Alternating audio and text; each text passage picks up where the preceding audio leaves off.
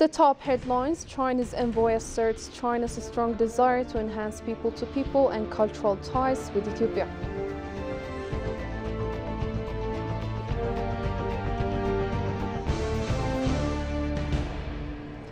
And AU reaffirms a strong commitment to strengthening support for ex-combatants' rehabilitation efforts.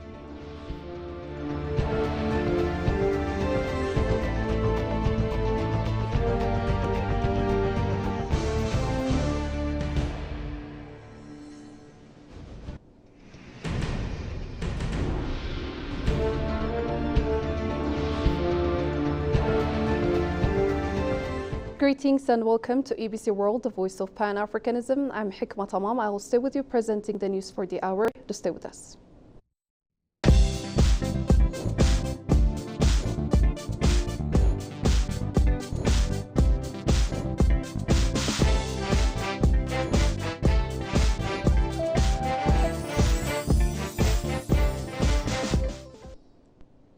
The Ministry of Foreign Affairs has stated that Ethiopia's ongoing macroeconomic reforms are driving a new momentum in the country's economic diplomacy. This was shared by MOFA spokesperson Ambassador Nebiyat Getachew during a bi-weekly briefing with local and international media in Addis Ababa. Nebiyat emphasized Ethiopia's growing role as a stabilizing force in the region, noting the country's continued contributions to peace and stability.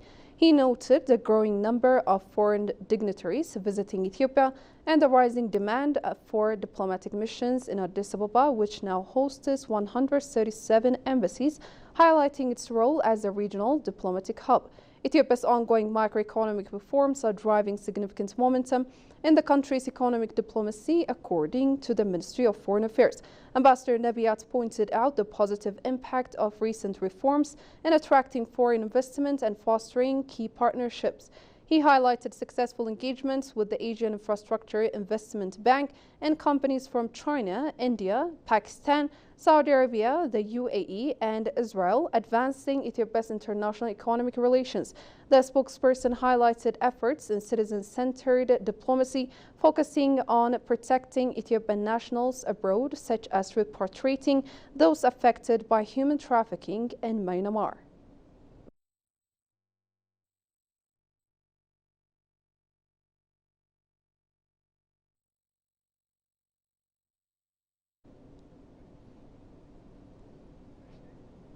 The Ministry of Health and the Korea International Cooperation Agency, KOICA, have signed a memorandum of understanding to launch the Sustainable Diversified Diets for Improved Nutrition project in Ethiopia's Sekota Declaration Wordas. The MOU was signed by Minister of Health Dr. Mekdes Daba and KOICA Ethiopia Office Country Director Han Dyong-cho. The Sekota Declaration is a 15-year commitment by Ethiopia's government to end stunting in children under 2 by 2030, implemented through a multi-sectorial approach involving 9 ministries. KOICA will provide up to $6 million in grant funding for the 3-year project, which will be carried out by the World Food Programme. The project aims to reduce stunting in children aged 6 to 23 months and improve diet diversity among pregnant and breastfeeding women, as well as children under 2. Key interventions include providing nutrient-dense foods via the Fresh Food Voucher system and promoting sustainable nutrition through household and communal agriculture and supporting behavioral change in caregivers. The project also seeks to generate evidence to guide policy improvements. This partnership reinforces the strong ties between South Korea and Ethiopia through KOICA's development initiatives.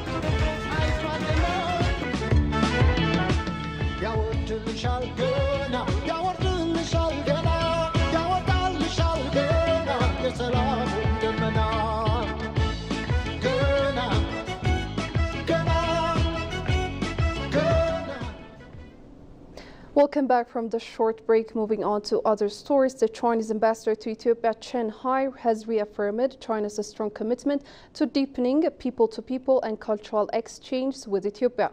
The ambassador highlighted China's continued focus on implementing its all-weather strategic partnership aimed at fostering economic growth and development in Ethiopia. Shagai Mata reports.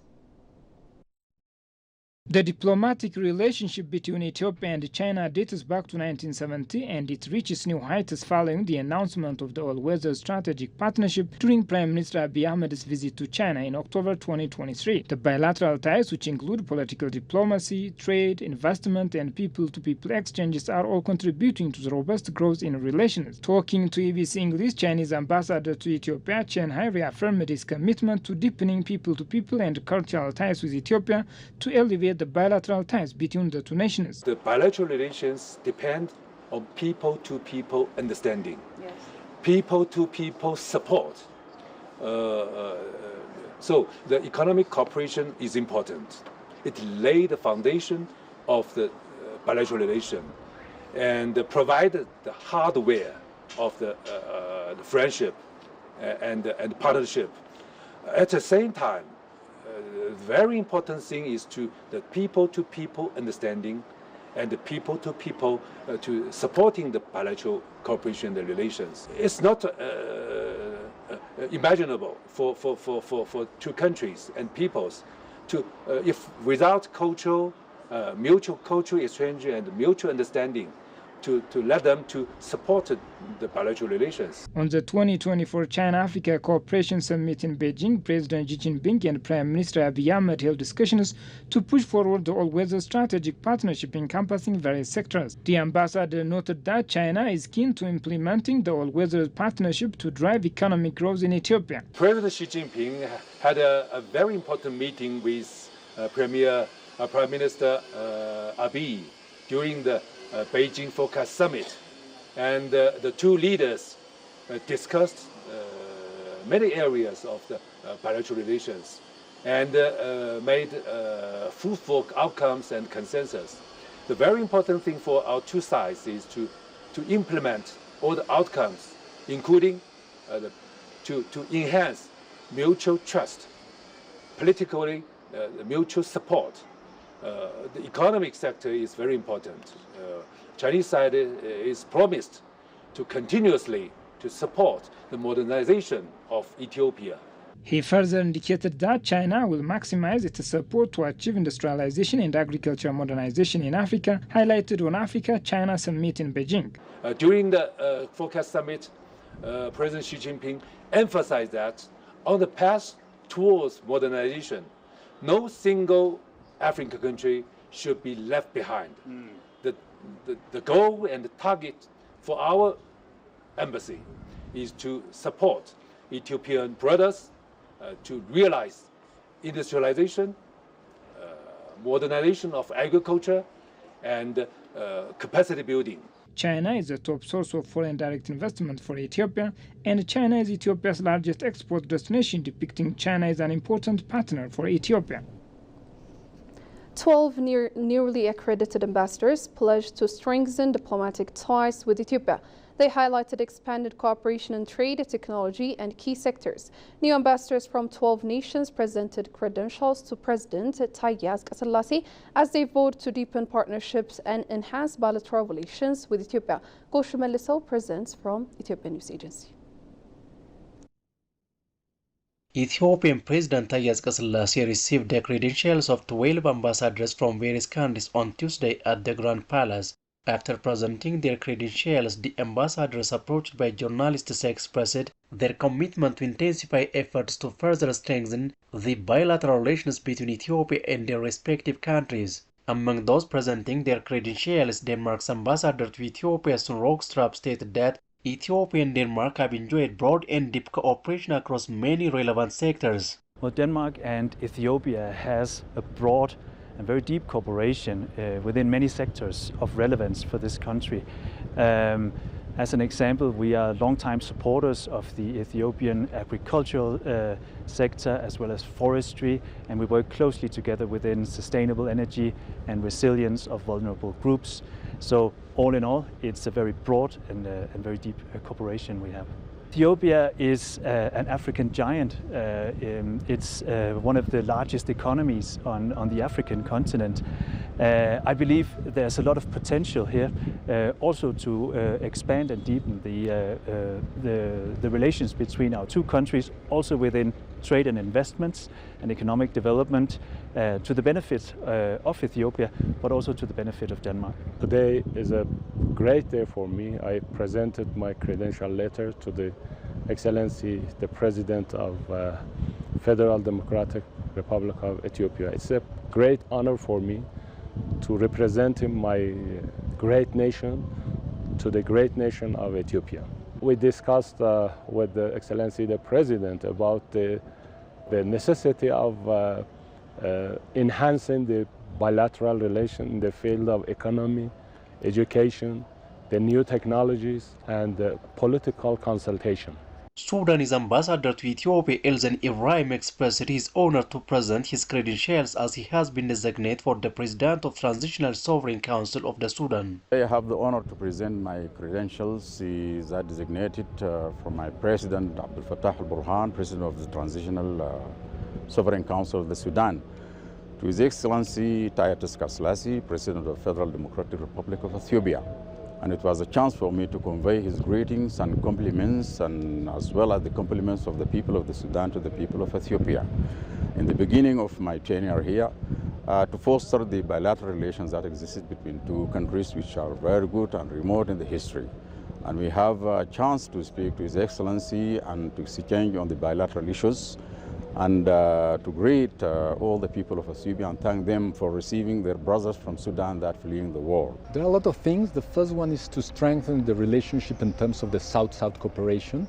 There are a lot of affinities between Mexico and Ethiopia that are very historical, traditional, and we have to foster them for a future in terms of agriculture, something in which we can help together. Also the diaspora, something in which we are working very well together. And we have discovered opportunities in terms of exchange of experience in tourism, something we also was presented to the President.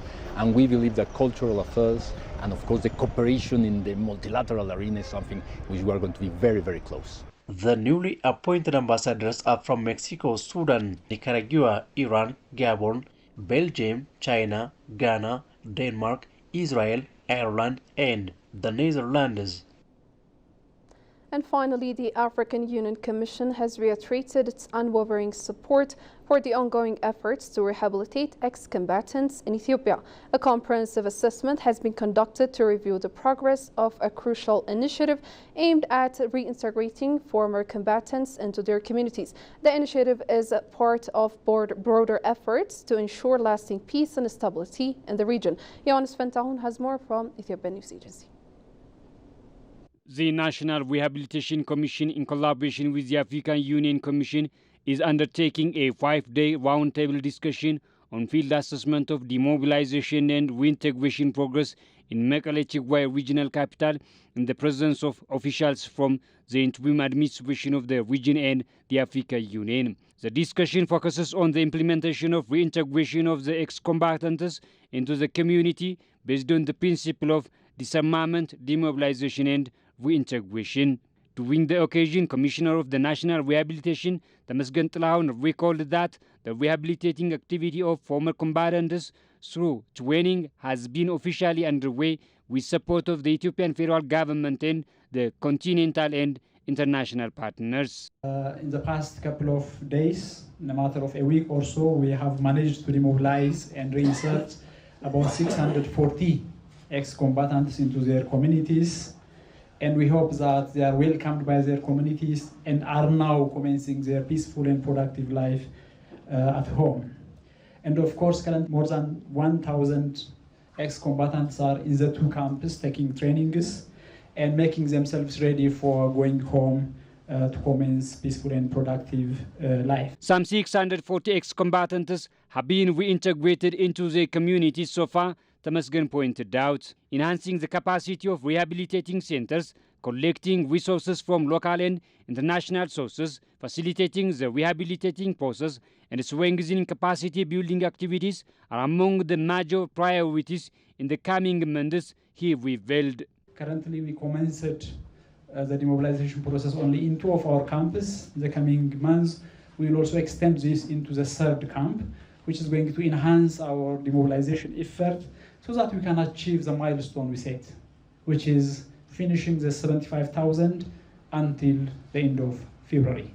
We hope with your support from our partners, we can achieve this milestone. Addressing the forum, representative of the African Union Commission, Joseline Nahimana, said the support provided to peace and security issues are part of the effort of creating a peaceful and prosperous Africa under Agenda 2063. The representative stressed the need for coordinated efforts of various individuals and institutions as the implementation of rehabilitating ex-combatants through rehabilitation training is complex. The DDR process is complex and multifaceted, necessitating coordinated efforts across political, military, socioeconomic, and post-conflict reconstruction and development dimensions.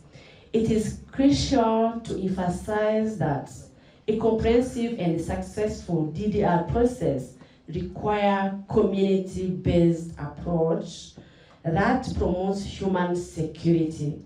This approach must not only focus on disarmament and demobilization of the former fighters, but also prioritize their reintegration into society as productive citizens. In addition to the Mekelle and Dagahamus centers, efforts also are underway to provide training for 7,500 ex-combatants in Tigwai region up to the end of the coming February 2025 with the support of partners. Well, that's a wrap for today, but a quick reminder of the top stories once again.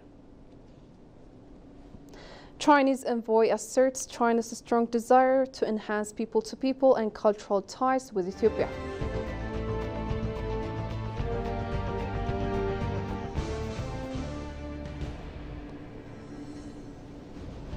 And AU reaffirms a strong commitment to strengthening support for ex-combatants' rehabilitation efforts.